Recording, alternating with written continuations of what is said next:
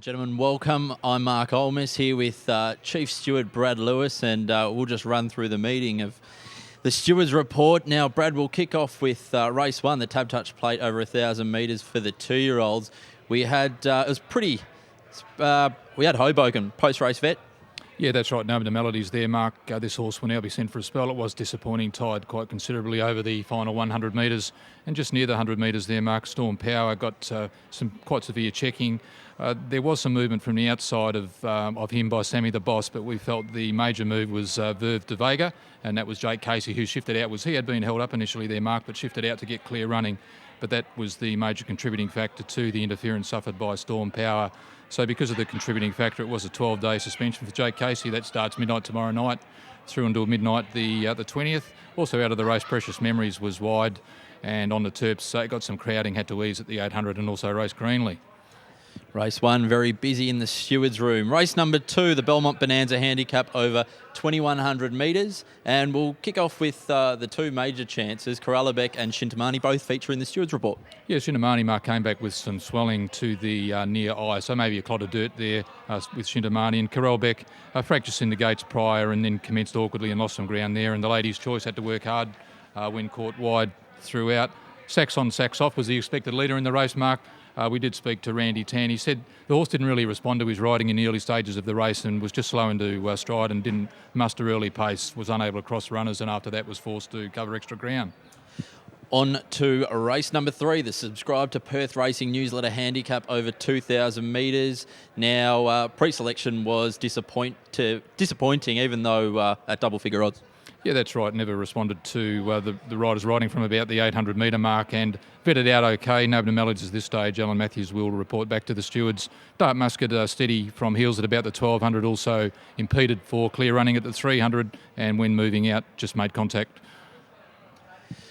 On to race number four, Multicultural Race Day next Saturday, handicap over 1,600 metres. And as mentioned by trainer Paul Jordan last week, he said that Senso would be ridden forward, and that was the same again. That's right, mate. We just wanted to clarify that the horse would be ridden the same way again today. So Paul Jordan confirmed that, and that information was sent out via tweet. And Headlander Boy, it lay outwards throughout running when leading. Roth de Toff, it was reported to the stewards that it would be forward of midfield if possible, but it just got carried out at the start. That put it back a little, also then started to over-race, had to come back off heels at the 900 metres. And Tonka Tough held up for clear running until about the 200 metre mark. Race 5, the Amelia Park Lamb handicap over 1,000 metres. Now, there was a little bit going on in this race. Brad, take us through it. Yeah, at the start, Snack Pack blundered very badly, went down on its nose there. Fortunately, no adverse impact for the horse. It bedded out well. Pretentious Chant was wide. Delicate Miss, very disappointing. Got a bump at the start. Also came back with quite a significant laceration to the off-hind cannon. So perhaps that may explain its very disappointing performance. But David Harrison will monitor the filly's recovery and report over the next couple of days, and we'll make that a late entry in our report on Wednesday, Mark. Race number 6, Race Day Hospitality. Book now handicap over 1,600 metres.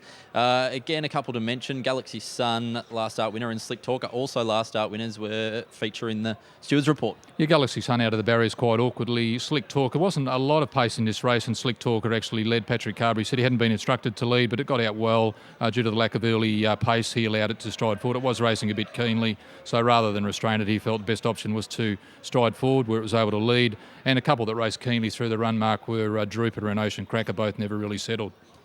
Race 7, Belmont Park, tickets from $5, handicap over 1,400 metres. Now, a couple of horses requiring vet certificates.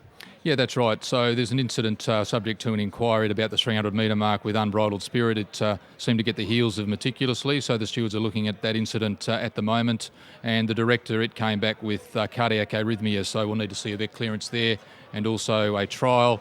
Paris Dream out of the barriers awkwardly lost one length and was also impeded about the 250 metre mark, and Fabulistic race wide without cover. Now on to race number 8, the Perth Racing Instagram handicap over 1,200 metres.